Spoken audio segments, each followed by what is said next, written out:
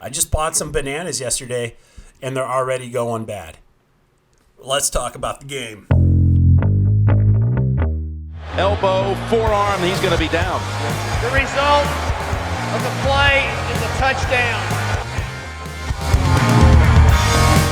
And then the flag that was thrown on this was picked up.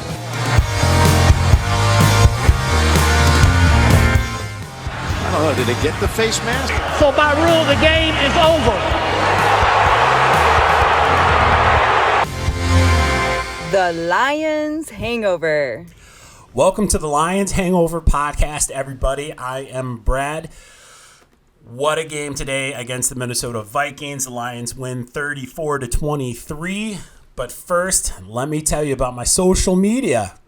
If you got the social media, you can find me on the Twitter, on the Instagram, and the Facebook. That's the Lions Hangover podcast. So please check me out there. And of course, if you're seeing me right now, but you wish you didn't see me, but you like my voice, then listen to me on Spotify. I love it when you guys are on Spotify. And of course, if you see me and you're like, hey, what does this schlub look like? You can find me on YouTube. So that's, of course, the Lions Hangover podcast. So let's get into the game. The Lions defense played amazing, and as I predicted, and I'm going to gloat on this a little bit, that I am psychic, Dalvin Cook was not much of a presence today. However, the Lions defense could not stop Kirk Cousins. He threw for 425 yards and 2 touchdowns today. But their pass defense was very much like a bend extremely, but don't quite break, because when they needed to, they came up huge. So the Lions defense still holding strong. Kirk Cousins did have a quarterback rating of 124.5. Like I said, though, Dalvin Cook was pretty much useless all game. He did get a rushing touchdown, but he carried the ball 15 times, and he only gained 23 yards on that. So even with that touchdown, it's like he didn't hurt us much. He didn't take up time off the clock. He was pretty much not able to do anything. And even Alexander Madison, he rushed the ball twice for -1 yard. So that just goes to show they're not keying up against any particular player. It's just that the Lions' run defense, I would have to look into it, but I feel like they might be the number one run defense in the last 4 or 5 weeks, maybe even 6 weeks. The Lions have won 5 games out of 6 weeks, and I don't think that there's been a running back that has challenged the Lions' defense, not since the early part of the season. The quarterbacks still hurt us. Scrambling quarterbacks still hurt us, but Kirk Cousins is not one of those. Of course, with so many yards today from Kirk Cousins, Justin Jefferson had a huge day. We were not able to shut him out. He had 11 receptions for 223 yards, but he also did not get a touchdown today. So that's one of those things where I was saying the Lions defense extremely bending, but they really weren't giving up too many points. For how much yards they gave up today, not a whole lot of scoring. The return of TJ Hutchinson, class act. I saw a video clip where after the warm-ups, he was running off and he ran up to Sheila Hamp-Ford and he gave her a hug and said hello and stuff. I think that's a class act. I never had a problem with TJ Hutchinson. I wasn't rooting for him to be traded. I didn't think he would be traded. I'm not saying he was my favorite player, but he is a class act nonetheless, and I wish him the best. And I feel like he had a solid day today, 6 receptions, 77 yards. And Adam Thielen, again, pretty much a repeat performance from the first time that we played him. He caught 7 balls for 65 yards, and he had a touchdown. Dalvin Cook did have 1 catch for 13 yards. But Dalvin Cook also fumbled one time. I know I'm talking a lot about the Vikings here, but I want to emphasize that it's the Lions defense that was coming up strong today. So let's talk about the Lions stats. Jared Goff had a fantastic game today. His very first 40-yard throw of the game, I don't want to say his very first, but Jameson Williams caught his first catch of his career. Only catch of the day, and it was for 41 yards and a touchdown. He was wide open. I have no idea what Minnesota's defense was thinking today. I would have liked to have seen more, if that makes sense, from Jameson Williams today. But if you're only going to get 1 catch, it might as well be a 41-yard touchdown. And he was wide open. I feel like that's an understatement too. But yeah, let's get back to Jared Goff. He threw 27 for 39 for 330 yards. He had 3 touchdowns, was not sacked at all. Lions offensive line did a pretty good job of protecting him. His quarterback rating was 120.7, so a little less than Kirk Cousins.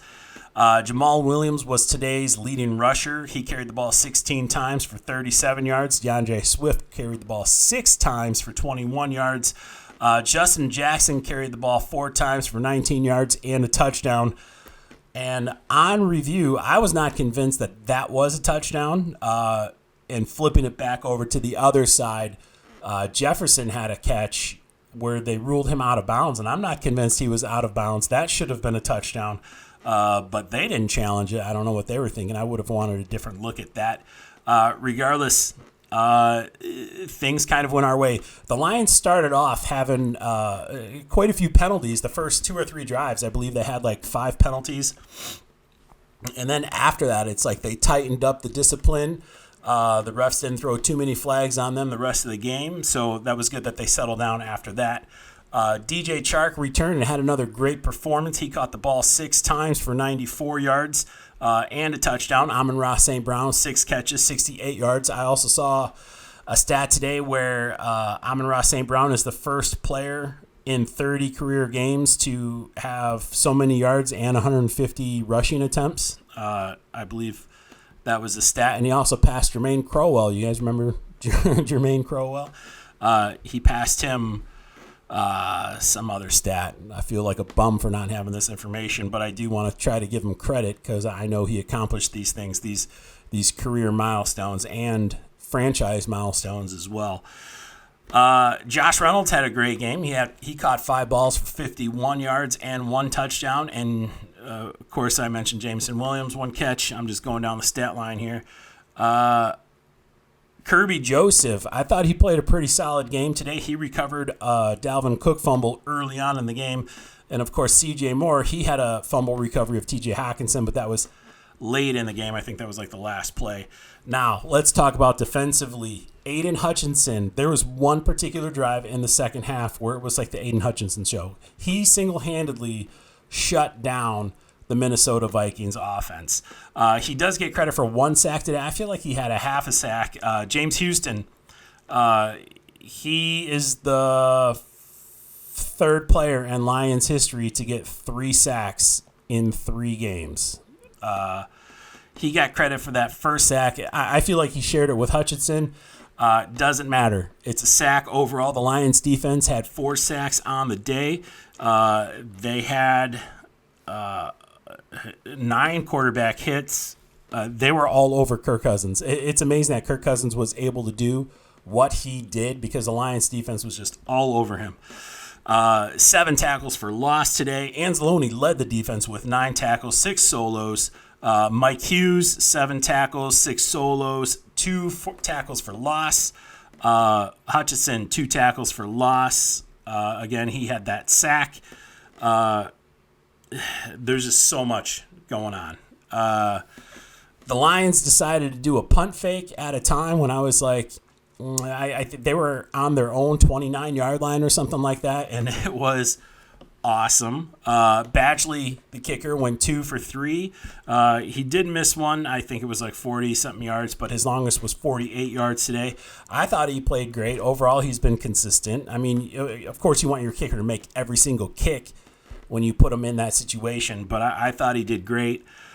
Jack Fox only punted twice, but I thought he had a great game. His longest punt was 66 yards, and he pinned him inside the 20 one other time.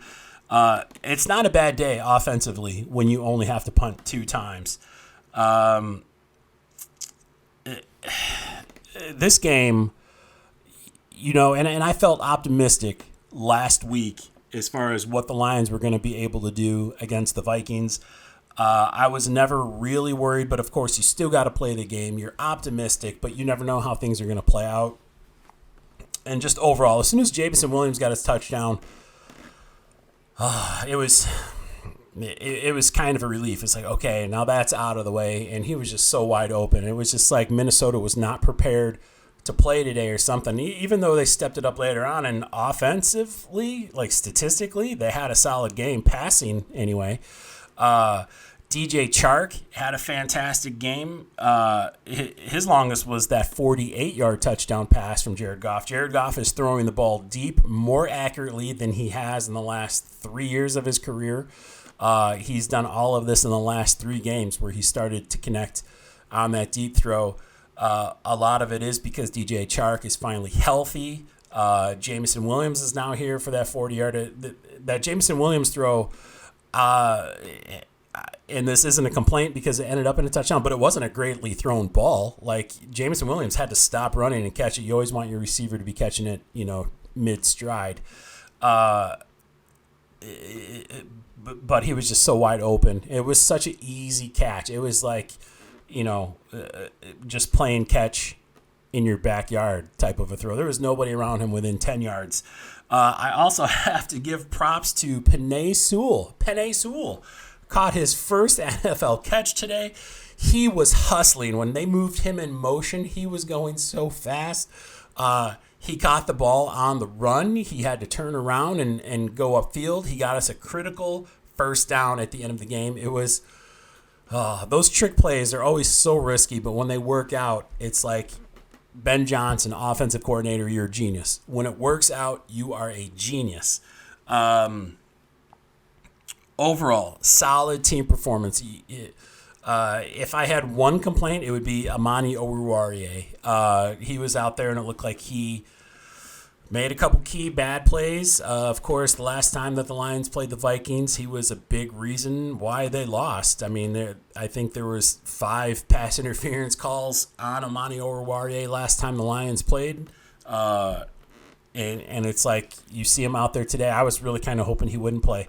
Nobody has digressed so much as Amani Oruwariye. And it's almost to the point where you're kind of wondering, is something going on off the field? Like, what is happening? Like, does this guy need help or something? Because it's like, where'd he go? He was a solid piece for our defensive backfield last year, and this season he's not really showing up. So hopefully he can get that straightened around, because whether my personal opinion is that I like somebody or not like somebody, I always want them to play well, especially if they're a Detroit Lion, because if they're playing well, then that means they're a solid piece of the team, So I hope he can straighten out whatever's going on, and I hope it's just mechanics on the field and nothing off field.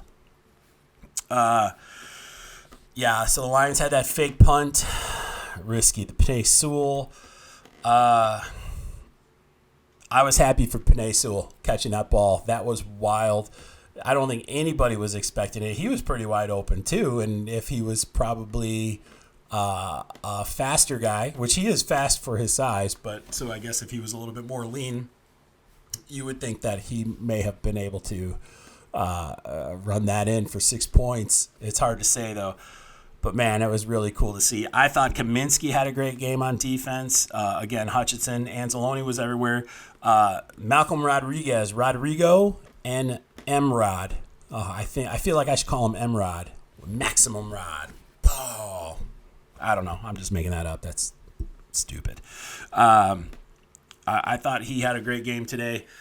Man, who was the other defender? Jerry Jacobs, I think, had a huge play early on where he knocked the ball away from Justin Jefferson. He timed it perfectly. He got his hand in there before he could catch the ball. There were so many bright spots on defense for them to be giving up so many yards. It was really kind of a confusing, conflicting game because statistically it doesn't look like they had a good game against the passing game of Minnesota. But if you watched it, you're like, okay, Minnesota's able to throw the ball, but it's not really hurting us. And every time, and this is what good teams do, every time the Vikings would score, the Lions were able to come back and answer it. So this is, again, the Lions are different. Like, this is exciting football. The Lions are in the hunt for the playoffs. I now think they have a legitimate shot. The Vikings are the division leaders, but I feel like if they lose next week against the Colts, I don't think they're going to win another game this season. And the Lions go to New York to play the Jets, technically New Jersey. If the Lions beat the Jets, on the road where Goff hasn't played as great as he does playing at home, I don't think the Lions will lose again all season, because after that, they've got the Bears, very beatable, at home. And then they go to Green Bay, where I would say it's a tough place to play. But if it's between the playoffs and, staying home, I think the Lions can muster up some energy. If they are that close,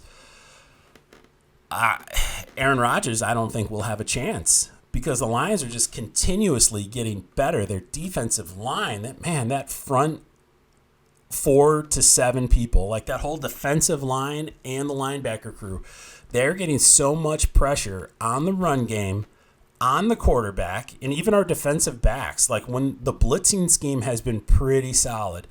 So Aaron Rodgers is a quarterback that can burn you, but this hasn't been a typical Aaron Rodgers season. This hasn't been a typical Green Bay Packers season. So if the Lions win next week against the Jets, you're feeling pretty confident they're going to beat the Bears in Detroit.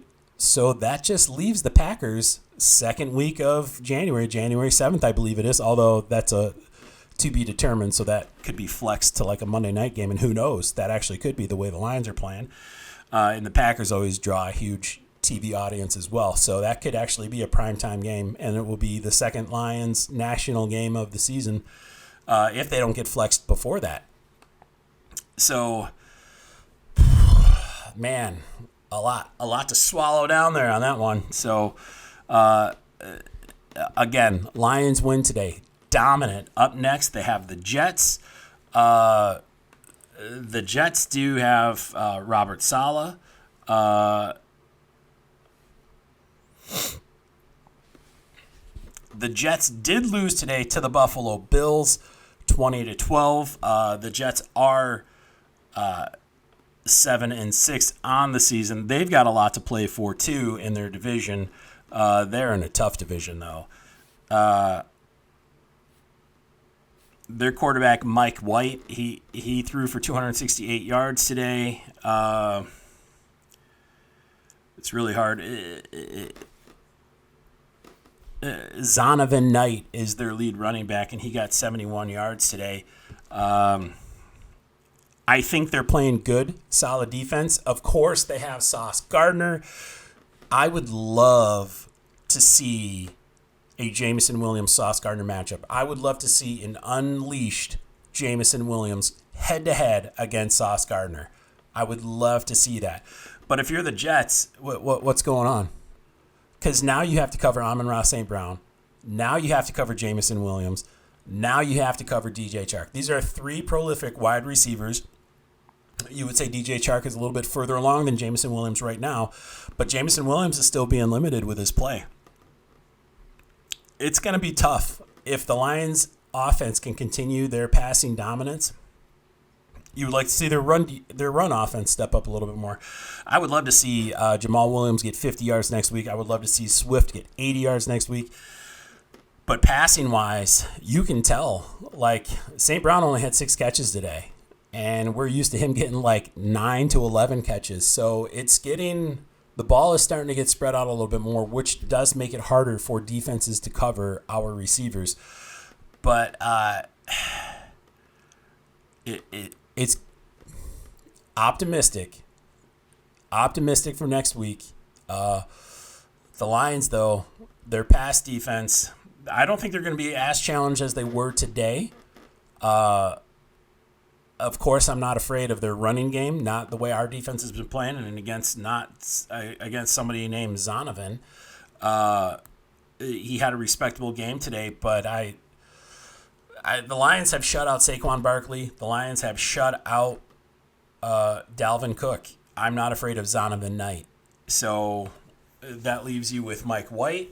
I don't think he's a threat, not like Kirk Cousins, who I feel is overrated. But, hey, he played fantastic today, so I might be the idiot on that one.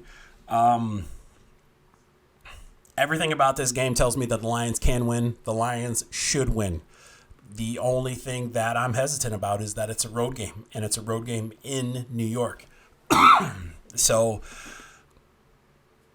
if the Lions play solid football, this is another W. So Yeah, it's looking good.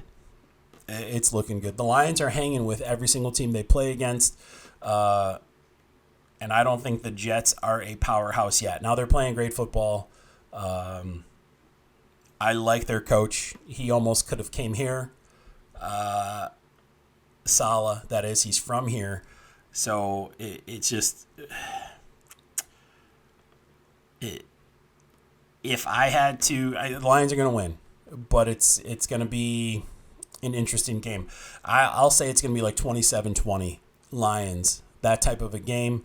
It's hard to imagine the Lions offense not scoring. It's hard to imagine the Lions aren't going to get at least 1 or 2 turnovers. I did see that the Lions, what do they have, the most active streak in takeaways right now in the NFL. I think it was like 5 or 6 games where they were leading in takeaways. Maybe I'm making that up, but it was something like that too. I was too involved in the game to really take notes today. I was active on Twitter, so if you guys are on the Twitter machine, check me out. I'm sure I'll be posting a poll in the next day or two, something silly, something always fun regarding the Lions. Of course, I'm always on Instagram. Any other time, especially after the game, I always post when the episodes come out, and usually I post a little bit of clips, and Facebook, of course. So don't be shy. Feel free to follow me. Feel free to reach out. Don't forget, I'm on YouTube and Spotify and Apple Podcasts. So I've been Brad, and I think that's it for me.